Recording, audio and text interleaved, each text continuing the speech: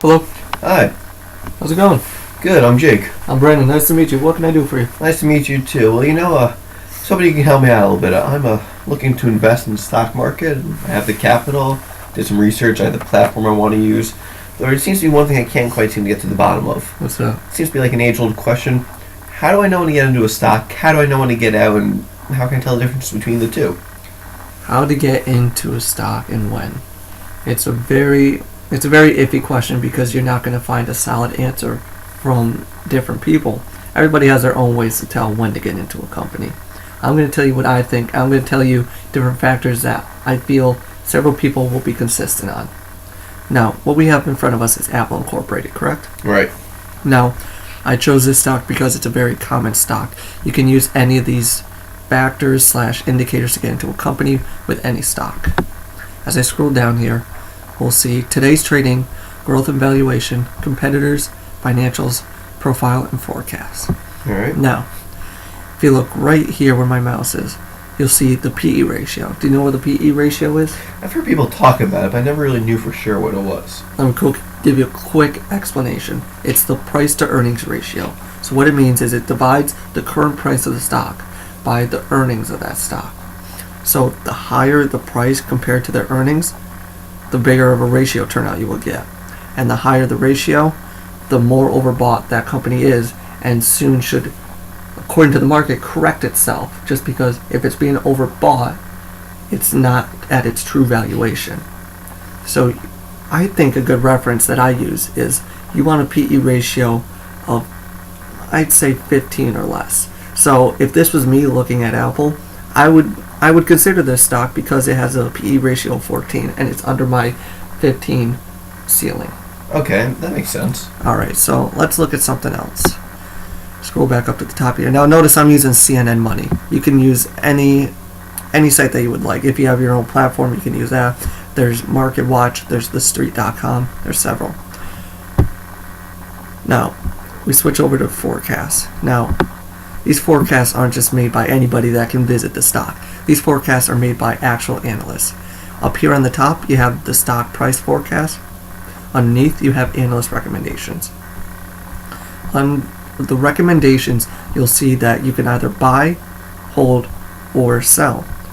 And these change day by day when quarterly earnings come out and adjust to how the analysts feel the stock is going to perform from that point on.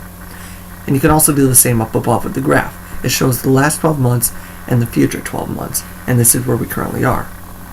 And it gives you a high, a low, and then your median of what the analysts project the stock will do over the next 12 months. Now, if you want to use forecasts as an indicator of when to get into the market with that stock, you want to look for a good forecast of a higher percentage than their lowest percentage over the next year. Do you understand what I'm trying to say here? Definitely, and sure, it seems that you want something that's more potential to grow rather than more potential to sink. Exactly. And right here you can see that its low is a greater percentage than their high.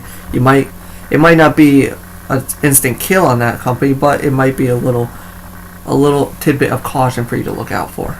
So if I was doing this for the long haul, maybe at the moment Apple wouldn't be the best choice, but for day-to-day operations, it's not as big as a deal. Potentially, but again, you don't have to just base it off the forecast. There's other factors that you can look at. Like what? One of them being their competitors. Okay. Now, one doesn't normally think to look at their competitors as a way to indicate if it's a good time to get into Apple, like we're looking at right here. But if you're looking at a stock, you don't want the company that you're about to get to be underperforming compared to their competitors. Now, down here, I'm just going to pull up a couple of their stocks that are already pulled up, and in the dark blue line here, you see Apple. It's pretty much matching some of its other competitors. There's one, Cray Incorporated, that is underperforming. Now, if you were looking at Cray Incorporated and you were looking at this chart from their point of view, this would be an instant signal that this is not the company to be going into right now. They are not performing to their potential compared to their competitors. But if you're looking at it right now from Apple's point of view, this just might be it because they're just going along with their competitors. They're not outperforming, but they are riding along with them. Now, there's one final thing that I like to look at. I like to just look at their charts. Let this pull up here.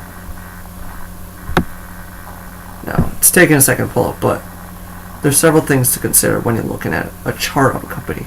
And the main thing is, you're looking at their past data and market movements to try to help you predict the future. Now, right here, what we have pulled up is their 1 year. You can see that there's the possibility to look at their 1 day, 5 day, 10 day, 1 month, 3 months, 6 months, their year to date, 3 year, or 10 year. Depending on how you want to invest. If you're looking to invest for, say, just a few weeks or a couple of months, you're going to want to look at the past couple of months. You don't want to look at 10 years. But if you're looking to hold on to this company as a investment, you want to look at the long term. Now, just as personal preference, I'm going to change the stock over to candlestick. It's personal preference. It's how I like to read the movements of the chart better than just looking at a line. Now, I'd like to add a technical indicator, if I may. The one that I'd like to add is the Relative Strength Index. Relative Strength Index compares recent gains to recent losses to project future movements in this company. It gives you a little scale right here, 20 to 80. When this line approaches 70, it means that the company is being overbought. And when it approaches 30, it's being oversold. So you can use this indicator, look at their PE ratio, look at how they're doing compared to their competitors, look at analyst forecast, bring it all together, and then ultimately it comes back to you. Does this information make you want to jump into this company right now? You don't always have to get into the market at all the times. Just because you might have missed an opportunity doesn't mean there's not going to be another opportunity. There's always future possibilities to get in and make a profit. Don't think about the past, think about the future. You understand what I've been saying here? Oh, definitely. That's just some really good advice. I'm glad. Is there any other questions you have? No, I think that just about covers it. So, thanks for all your information. No problem. It was nice meeting you. Nice meeting you. Have a good one. You too.